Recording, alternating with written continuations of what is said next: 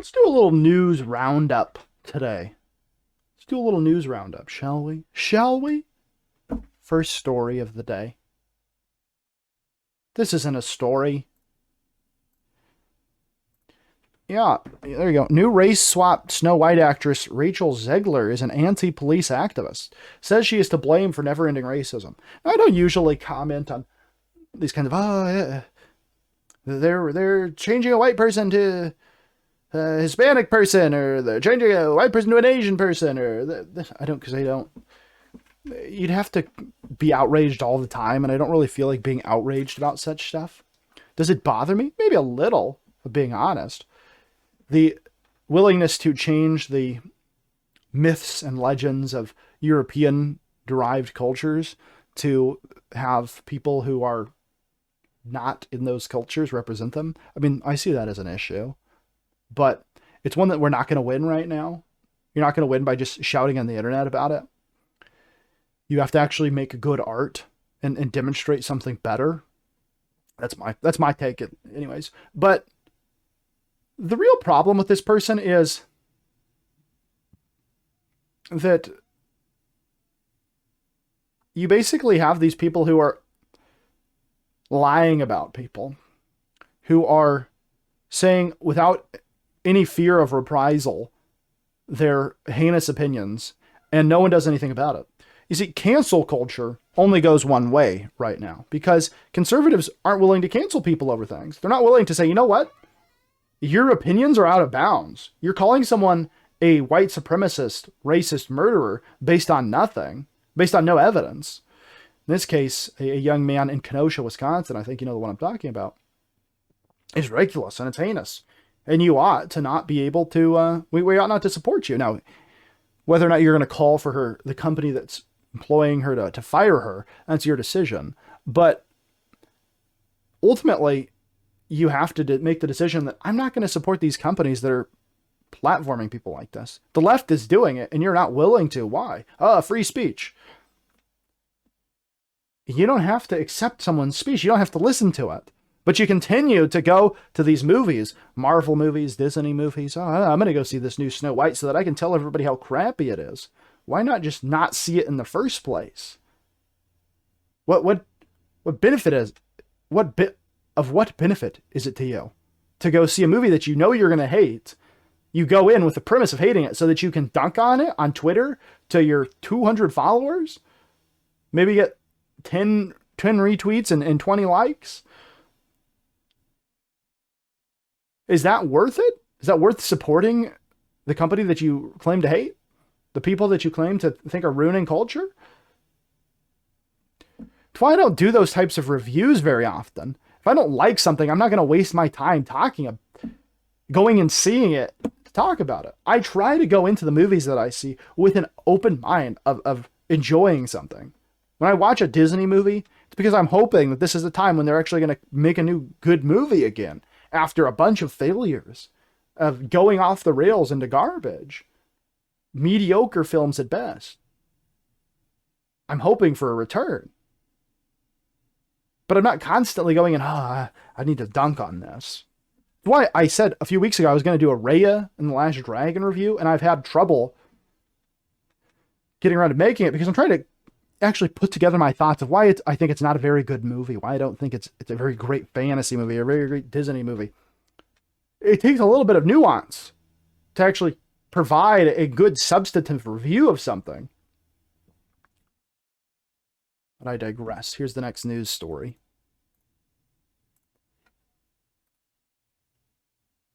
Rian Johnson not writing Patty Jenkins' upcoming Star Wars film Rogue Squadron. Star Wars The Last Jedi director Rian Johnson is not writing the script for Patty Jenkins' upcoming Star Wars Rogue Squadron. If you remember, rumors circulated back in December from Inside the Magic that Johnson was secretly penning the script. Now you may be wondering, why are you reading this article?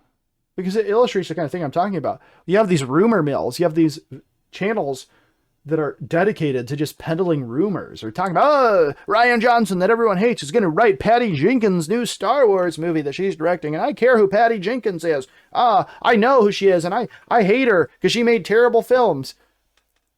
All right, I don't like Patty Jenkins, so we got to talk about these rumors about Rian Johnson writing a script for somebody's film. Why not just...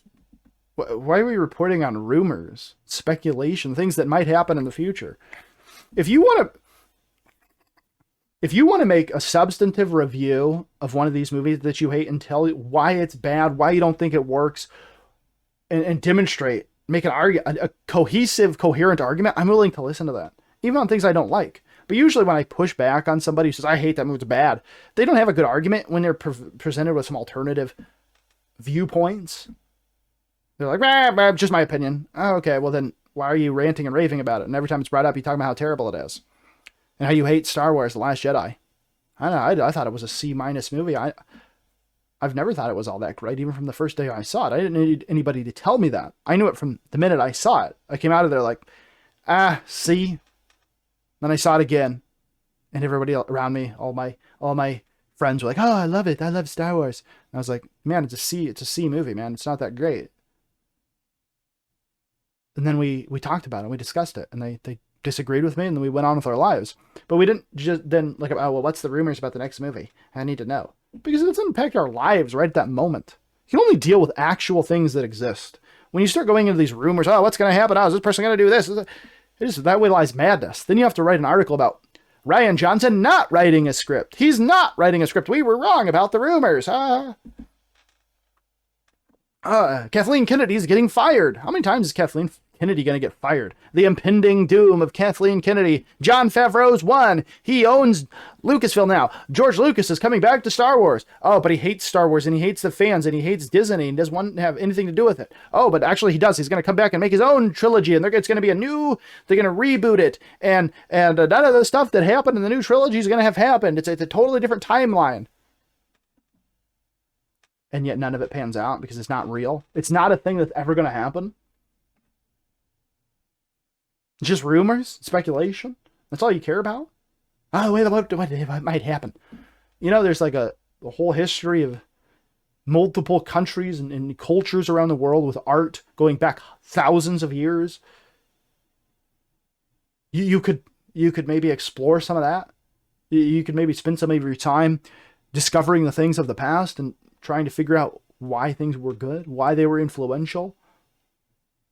Actually contemplating the art more than I like it, I don't like it. And not in some nerd way like, well, actually, if you think about the science of Pacific Rim, giant robots could exist. But there was one discrepancy where within their fictional science that they developed for the movie, they weren't consistent on this one point. I'm not talking about that kind of scrutiny. I'm talking about themes, about story, about why things matter, why they impact us as human beings. Not some, oh, well, there's a plot hole that you could drive a bus through. How could you like this movie? It's got a plot hole in it. Real life has plot holes. There's an author named Tim Powers whose whole shtick is that he takes real events that have happened and he finds the little holes in the narrative and he links things together, and he makes basically like this conspiracy around these events that no one would ever think there was something nefarious going on behind the scenes or something magical going on behind the scenes, but he makes it into this fantasy story. I mean, there's plot holes in real life. There's things we don't know. We can't explain. Yes, I'm ranting. All right, third story. Last story. Indiana Jones 5 halts production. Harrison Ford injury more severe than originally thought. Don't make it Indiana Jones 5. There should never have been a fourth one. Just stop. It's over. It's done with. Harrison Ford is an old man. He's an old, decrepit man. Of course he's going to get injured doing any kind of stunts. Unless this movie is about Indiana Jones finding the bathroom at the geriatric home, I don't think that there's going to be much to it. I think it's going to be crap. I don't think we're going to enjoy it. We're not going to want to see this. That's my take. Oh, but you're speculating about something that might happen. This movie might happen. And Harrison Ford might not kill himself trying to do stunts or trying to walk around in a movie, an action movie, at 70 years old. I kind of feel bad for Harrison Ford, honestly. I'm ultimately just feel bad for him that these are the roles he's getting offered, is just rehashing of films he did 30, 40 years ago. You want to be in a new Star Wars movie, Harrison? Not really. Can you kill me off finally? Yeah, we'll kill you off. Oh, okay. I guess I'll be in it for some money. Remember that time you thought you were a serious actor and you were doing more serious roles for like half a minute? And then you went back to action schlock and made Hollywood Homicide? Poor Harrison Ford, man. The guy deserved better. He's not like the world's greatest actor. I mean, I've seen some movies where he's pretty bad, but he's actually pretty decent. He's actually pretty decent. He deserved better roles. I mean, he's in a lot of great films, don't get me wrong. But then somewhere along the line, like after The Fugitive, it was just like, he was never in anything ever again. Oh, well, actually, if you know, the Tom Clancy movie came out after The Fugitive. I don't know the timeline. But the reality is there wasn't very many Harrison Ford movies after his biggest film outside of a franchise that he ever did, outside of some sort of adaptation of somebody else's work. Well, I guess The Fugitive is an adaptation, isn't it? I've just been proven wrong. Everything I've said in this entire video is a lie. Explosion! Fly, Fox!